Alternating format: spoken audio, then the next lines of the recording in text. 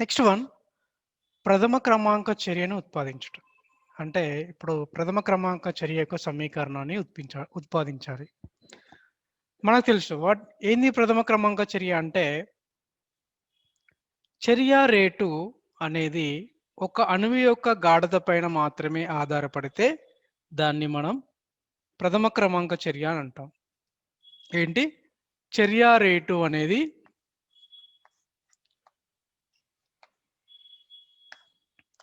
ఒక అణువు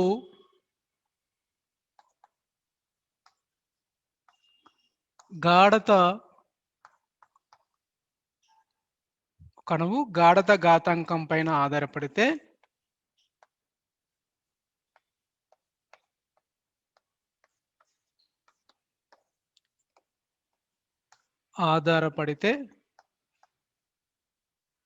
దానిని ఆ చర్య యొక్క చర్య క్రమాంకము అంటాం. ఏమంటాం? ఆ చర్య యొక్క చర్య క్రమాంకం అంటాం.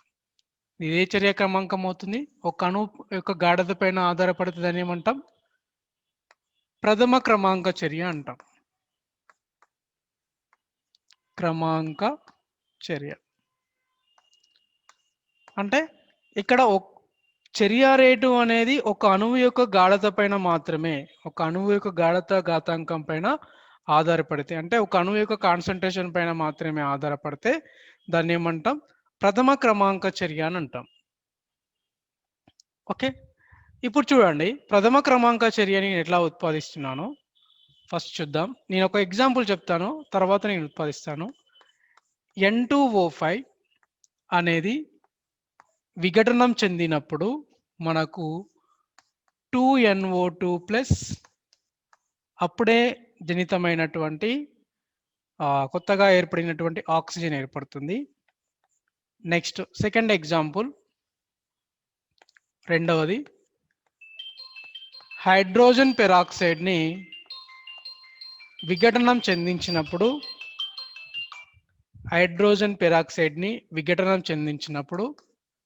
H2O మరియు ఆక్సిజన్ ఏర్పడుతుంది. మూడవది విఘటనం ఇది. రైట్. నెక్స్ట్ మూడవది ఆక్సాలిక్ ఆమ్లాన్ని విఘటనం చెందించినప్పుడు అప్పుడు కార్బన్ డయాక్సైడ్, కార్బన్ మోనాక్సైడ్ మరియు నీళ్లు ఏర్పడతాయి. ఇది ప్రథమ క్రమాంక చర్యలకు ఎగ్జాంపుల్. ప్రథమ క్రమాంక చర్య అంటే ఏంటిది? చర్య రేటు అనేది ఒక అణువు యొక్క గాఢత పైన మాత్రమే, ఒక అణువు గాఢతపై ఆధారపడితే దాన్ని ఏమంటాం? ప్రథమ క్రమాంక చర్య అంటాం. ఇవి ఎగ్జాంపుల్స్, ఇవి రాసుకోండి. నేను ఇప్పుడు ప్రథమ క్రమాంక చర్యను ఉత్పాదించటం హెడ్డింగ్ పెట్టుకొని ప్రథమ క్రమాంక చర్య అనేది ఎట్లా ఉత్పాదిస్తాం సమీకరణం అనేది చూద్దాం. ఏ అనేది క్రియాజనకం,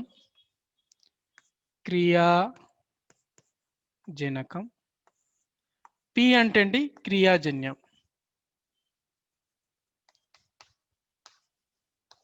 ప్రొడక్ట్. సమయం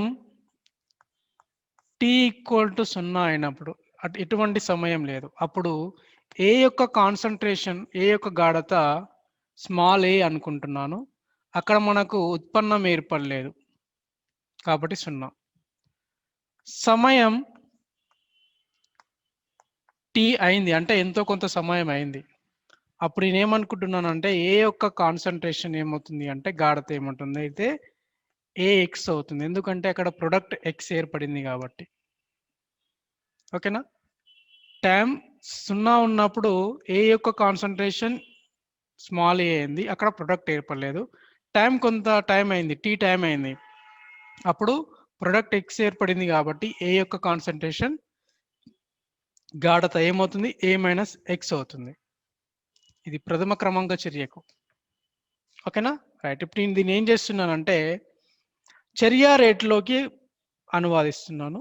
dx/dt డైరెక్ట్లీ ప్రపోర్షనల్ టు దేనికి, ఇక్కడ ఏముంది, ఒక అణువు యొక్క గాఢతకు పైన ఆధారపడుతుంది చెప్పాను కదా. ఒక అణువు యొక్క గాఢత పైన ఆధారపడితే అది ప్రథమ క్రమాంక చర్య అవుతుంది. ఇక్కడ ఒక అణువు ఉంది, దాని యొక్క గాఢత ఎంత, 1.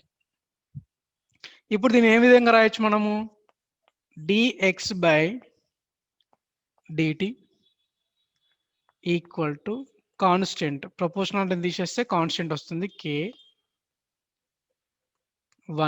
ఎందుకంటే ఒకటో ప్రథమ క్రమాంక చర్య కాబట్టి 1, కాన్సంట్రేషన్ 1.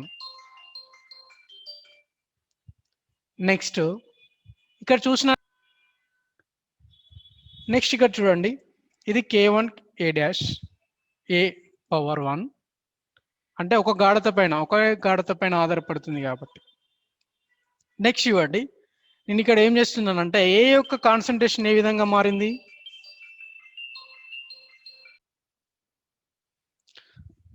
రైట్. ఇక్కడ dx/dt ఈక్వల్ టు k అనేది కాన్స్టెంట్ స్థిరాంకం, 1. k అనేది ఏంది, ప్రథమ క్రమాంక స్థిరాంకం. ఏ క్రమాంక స్థిరాంకం, ప్రథమ క్రమాంక స్థిరాంకం. నేను ఇప్పుడు ఏ యొక్క గాఢత ఏ విధంగా మారింది, కొంత సమయం తర్వాత a-x గా మారింది.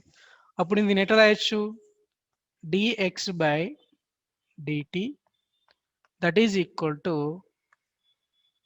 k1, దీని ప్లేస్లో ఏం రాయొచ్చు, a-x విధంగా రాస్తున్నాను. ఇప్పుడు నేను x వాల్యూ నన్ను ఒక దగ్గర రాస్తాను, ఈ t వాల్యూకి తీసుకెళ్తాను, అప్పుడు చూద్దాం ఏ విధంగా మారుతుందో. చెప్పండి, dx/a-x that is equal to k1 into dt equal to dt. ఇప్పుడు చూడండి, నేను ఏం చేస్తున్నానంటే సమకలనం చేస్తున్నాను.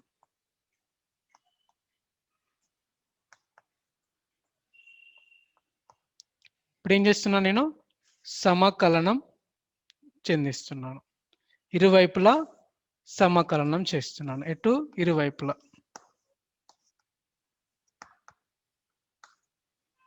ఇరువైపులా సమకలనం చేసినప్పుడు చూడండి, dx/ఇంటిగ్రేషన్ సమకలనం గుర్తుంది, integration dx/a-x equal to k1 integration dt. మనకు మ్యాథ్స్లో ఒక ఫార్ములా ఉంటుంది.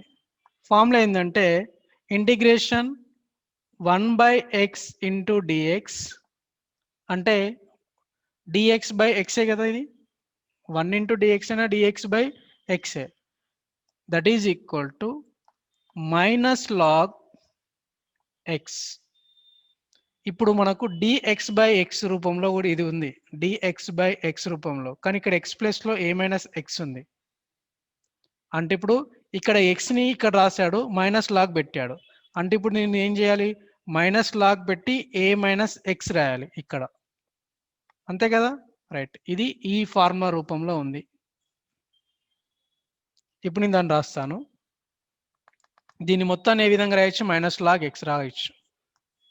-log x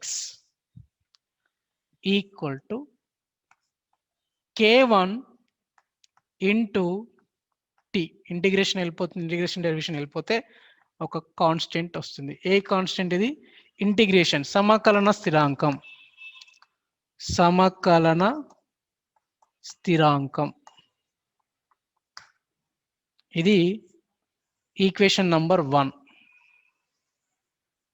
సమీకరణం 1, 1వ సమీకరణం. ఓకేనా, రైట్. ఇప్పుడు చూద్దాం, సమీకరణం 1 వచ్చింది మనకి. నెక్స్ట్ ఇప్పుడు చూడండి, సమయం 0 అంటే ప్రారంభ సమయంలో, చర్య ప్రారంభంలో టైం 0 ఉంది. అప్పుడు ఆ టైం 0 అయినప్పుడు, 0 అయినప్పుడు x ఈక్వల్ టు 0. అక్కడ ప్రొడక్ట్ కూడా ఏర్పడలేదు మనకు, క్రియాజన్యం కూడా ఏర్పడలేదు కాబట్టి x ఈక్వల్ టు 0. ఎప్పుడు టైం ఈక్వల్ టు 0 అయినప్పుడు x ఈక్వల్ టు ఏమైంది, 0 అయింది, ప్రొడక్ట్ ఏర్పడలేదు. అప్పుడు ఇది దీనిలో రాయండి, minus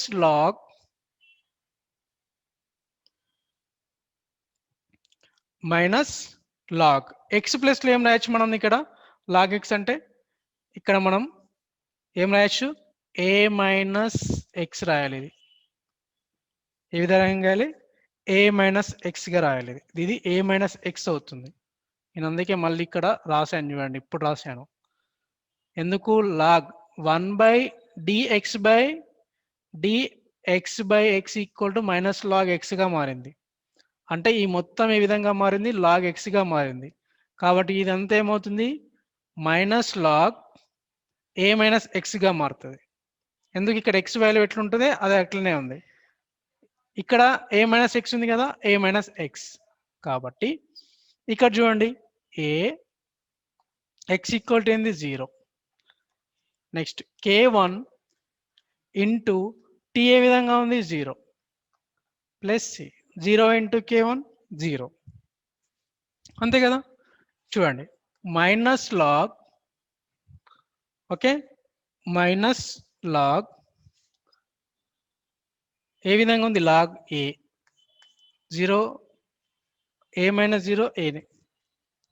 next k1 into 0 0 plus C. ఇప్పుడు దాన్ని ఎట్లా రాయొచ్చు, minus log A equal to C. ఇది సమీకరణం 2.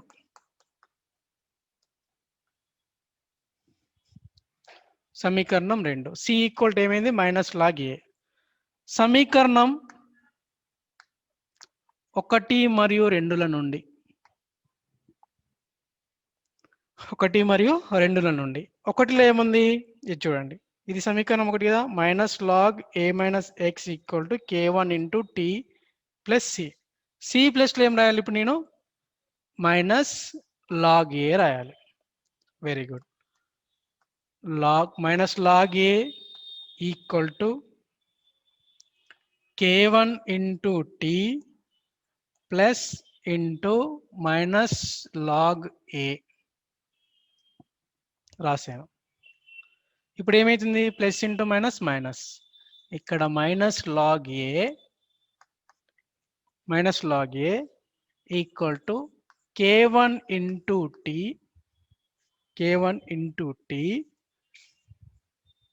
Minus log A. ఓకే, ఈ మైనస్ లాగ్ ఏ ఇక్కడికి వచ్చింది అనుకుందాం, అటు side out of the equal వచ్చినప్పుడు ప్లస్ అవుతుంది. Plus log A minus log, ఇది ఏ మైనస్ ఎక్స్ కదా, ఇది ఇక్కడ చూడండి ఏ మైనస్ ఎక్స్, నేను ఇక్కడ రాయలేదు. ఏ మైనస్ ఎక్స్ ఈక్వల్ టు, ఇక్కడ కూడా ఏ మైనస్ ఎక్స్. ఓకే, ఏ మైనస్ ఎక్స్. ఇక్కడ మిగిలింది ఏంది, ఏ మైనస్ ఎక్స్. ఇక్కడ అదే ఉంది కదా, ఏ మైనస్ ఎక్స్ ఉంది కాబట్టి ఇక్కడ ఏ మైనస్ ఎక్స్, ఇక్కడ A minus X equal to k1 into T. ఇదే కదా, రైట్.